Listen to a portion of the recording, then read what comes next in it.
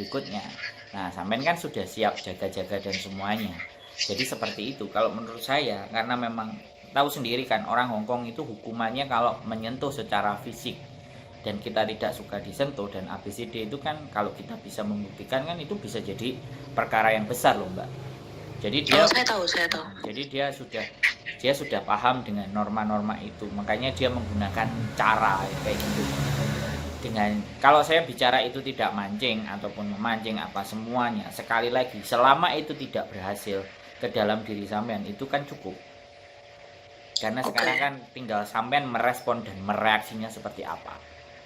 Karena di dunia ini Mbak, di dunia ini yang hanya bisa kita kendalikan adalah sesuatu yang ada di dalam diri kita. Kita kan tidak bisa mengendalikan sesuatu yang di luar kita.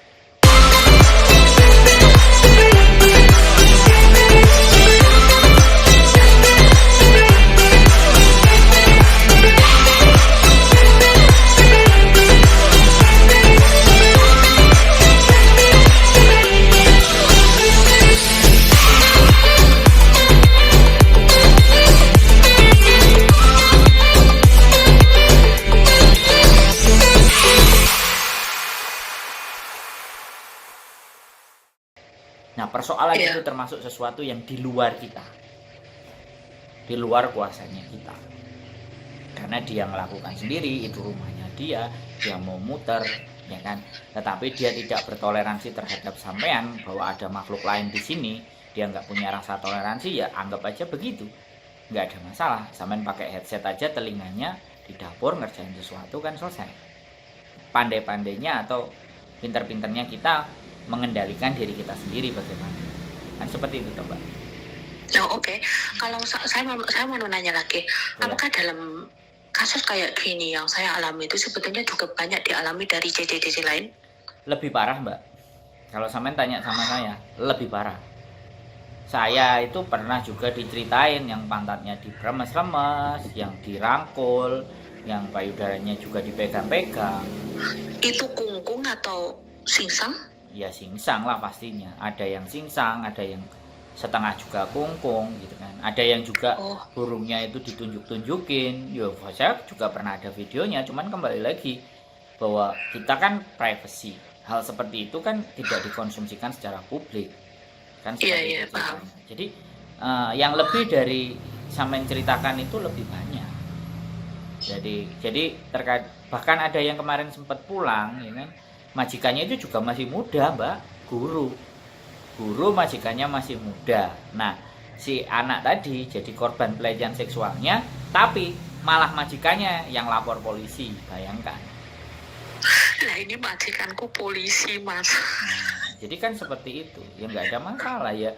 Sekali lagi dia karena dia polisi, otomatis kan kalau dia mau ya kan mulai krepek-krepek sama sampean kan polisi, kasusnya lebih parah dia. Tinggal sampean siapkan aja kameranya kalau sewaktu-waktu seandainya dia mungkin sekali dibiarkan, 2 kali, 3 kali dibiarkan, dia akan ngerasa oh nek iki arek iki tak kononong ini tak biarkan. Ya pasang kameranya di jam yang sama, di kebiasaan yang sama, begitu sampean dapat momentumnya bubar jalan itu bisa dipecat selesai.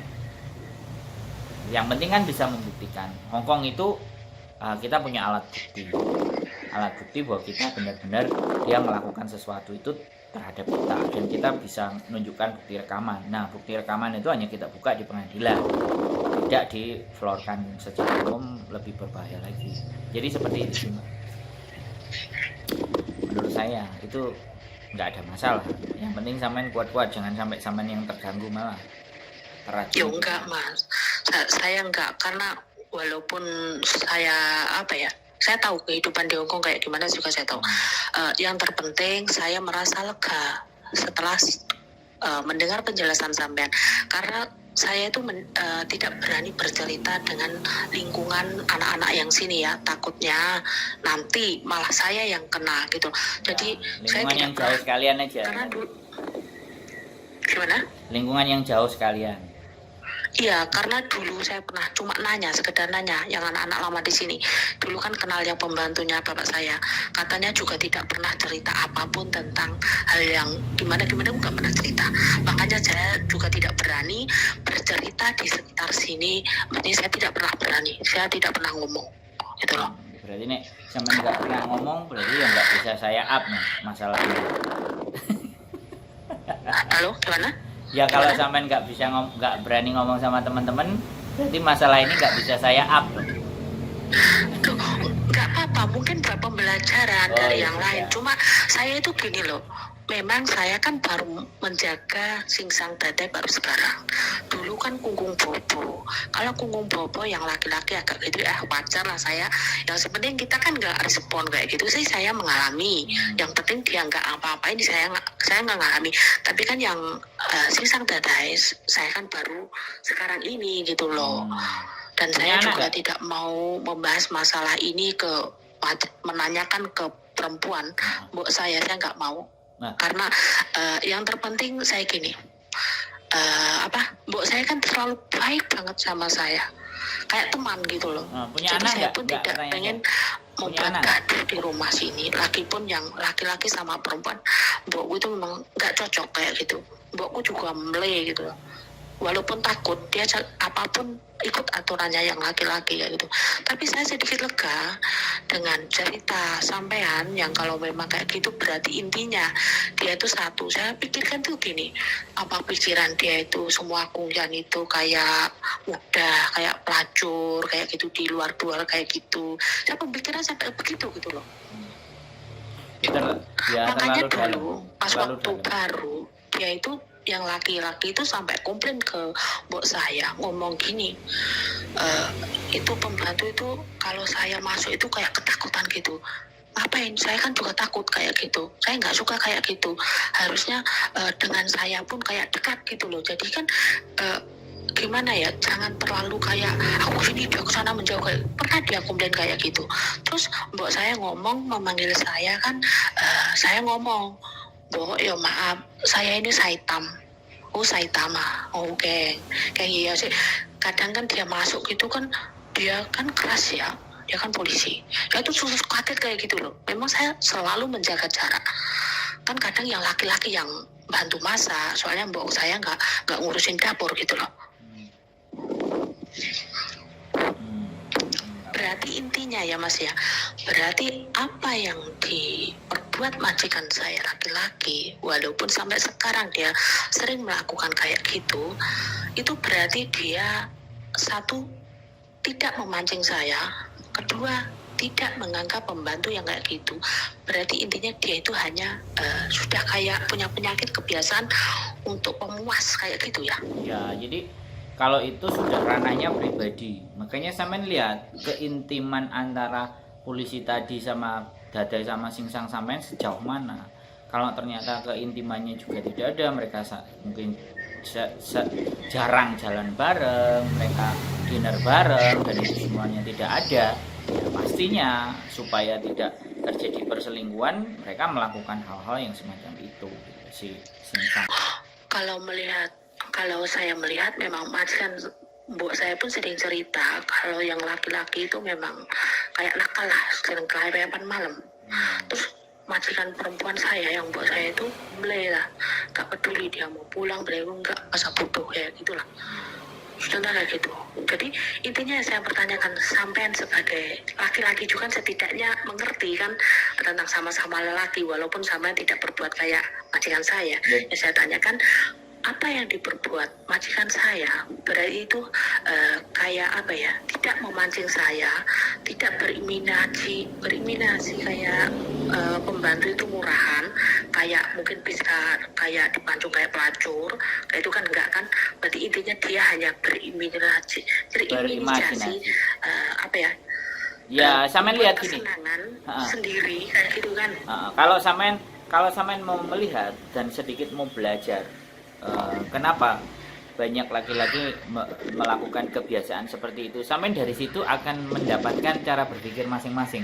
Karena setiap artikel akan membahas kenapa begitu, kenapa begini. Berdasarkan penelitian ini kenapa melakukan seperti itu, kenapa ada, bahkan di Jepang sendiri, bahkan di luar negeri juga hal-hal seperti itu kan diproduksi secara legal. Jadi dari situ sampean kenapa pertunjukan film-film seperti itu juga dibuat di negara kita aja memang tidak tidak diizinkan dan tidak boleh melakukan hal semacam itu. Tapi ketika di Jepang, ketika di Korea, ketika di Amerika, di negara-negara lain itu kan diproduksi untuk apa? Dari situ sampean akan bisa mengambil sebuah kesimpulan. Nah, orang Indonesia itu orangnya kan perasa, Mbak. Jadi tidak hanya sampean, semua PMI yang di Hong Kong itu orangnya, manusianya itu pada prinsipnya adalah perasa.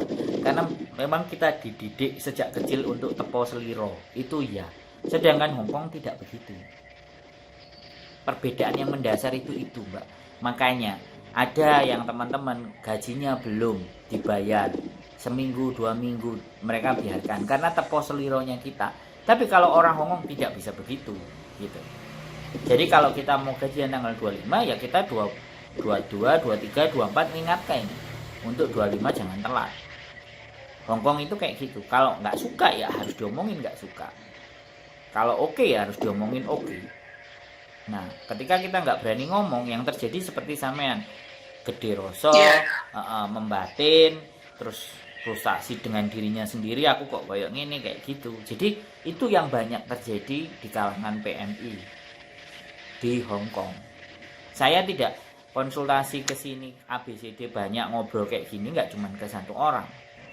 Sejak saya jualan jamu dulu, mereka selalu cerita gibah majikannya dan semuanya. Karena mereka sendiri tidak berani ngomong. Makanya di Indonesia gosip, gibah itu sudah menjadi tren karena itu tadi. Tepo seliro tadi, kebiasaan tepo seliro. Kebiasaan untuk bisa saling memahami diajarkan oleh orang tua kita sejak dari kecil. Seperti itu, Mbak. Bisa dipahami? Oke, paham. Oke, terima kasih ya, Ko ya atas waktunya. Berarti memang intinya kesimpulannya jika melakukan kaku kayak gitu itu bukan memancing ataupun bukan merendahkan kayak pembantu itu murah lah kayak inilah, bukan. Tapi karena dia itu ingin mencari, ingin mendapatkan pelampiasan yang berbeda, berimajinasi, punya angan-angan, punya daya khayal yang mungkin dia tidak bisa lakukan dengan pasangannya. Kan selesai begitu aja. Halo? Ya, halo. Hai, gimana? Sampean nggak dengar. Jadi mereka melakukan seperti itu kan karena mereka kembali lagi ingin mendapatkan sesuatu yang mungkin dia tidak bisa dapatkan dari pasangannya. Oh, oke. Tapi kalau dengan kayak kata-kata dulu ya, dia pernah sampai 3 kali ngomong kayak gitu di depan majikan saya juga. Pas waktu lewat 3 kali ngomong, maaf ya, agak saru ya. Tapi setelah itu dia tidak melakukan karena ditegur sama perempuannya. Kayak kamu besar kayak gitu. Berarti dia juga dengan kata-kata kayak gitu itu dia tidak bisa mengontrol emosi dia kayak gitu ya. Maksudnya intinya gini, dia punya rumah sendiri, mau ngapain saja, mau apa saja itu hak saya. Mau di tempat saya melakukan apa itu hak saya kayak gitu kan. Yang saya tidak memancing kamu kayak gitu kan, intinya gitu kan. Iya, soalnya gini loh, Mbak. Bisa tekanan pressure dalam pekerjaannya, kemudian pulang dia ingin rekreasi yang sederhana dan gampang kan dengan cara yang seperti itu. Oh, oke. Jadi kita itu secara psikologis, jadi memahami orang lain, memahami keadaan yang terjadi, memahami situasi. Itu jangan langsung berasumsi bahwa aku dikenakan gini, aku diginikan. Enggak. Tapi sampean sudah tinggal sama dia lama. Bagaimana tekanan, himpitan, stres mereka dalam bekerja? Bagaimana hubungan mereka berdua? Bagaimana keintiman mereka berdua? Apakah mereka bermesraan? Atau mungkin bisa jadi, aku nggak ngerti ya, apakah mereka masih tidur satu kamar?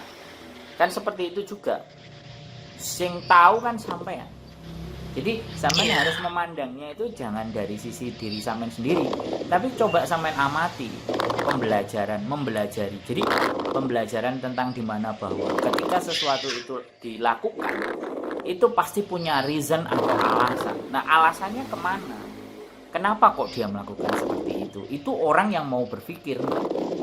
Karena di dunia ini orang yang hanya mau berpikir itu antara 20 sampai 30%. Makanya orang-orang yang benar-benar kaya di dunia ini adalah orang-orang yang memang mau berpikir keras. Berpikirnya sudah di atas rata-rata, makanya pekerja keras. Akhirnya ya stres. Habis itu enek sing sampai tuwek ngitungi duit. Kan ada orang-orang Hongkong. Aku pernah diceritain, majikannya tiap hari guntingin duit. Akhirnya dikasih duit mainan. Dandan rapi, pakai kemeja gitu kan. Pembantunya bilang kayak gitu, dandan rapi pakai kemeja, terus pembantunya dikasih 500. Setiap dia hitung duit dikasih 500. Apa gak bahagia? Wis karo gajine dia gede, makanya bae kate lapo ae gak ngurus. Yang penting minyak rambutnya dicepakno, klambine disetrikakno, dasine disiapno. Padahal sudah pensiun, jadi dia hanya duduk di depannya nonton TV, ada meja, buka tasnya, ngitungin duit nih buat kamu gitu. Ada yang cerita kayak gitu, Mbak. Jadi, jadi karena ini aku sampaikan seperti ini tuh banyak perilaku atau tingkah laku yang menyimpang di dalam cara berpikir yang menurut sampean wajar. Ya kan? Karena wajar menurut kita, menurut saya itu belum tentu wajar menurut sampean. Wajar menurut sampean juga belum tentu wajar menurut majikan sampean. Kan seperti itu. Oke, Pak. Bisa dipahami, Mbak? Oh, bisa. Terima kasih.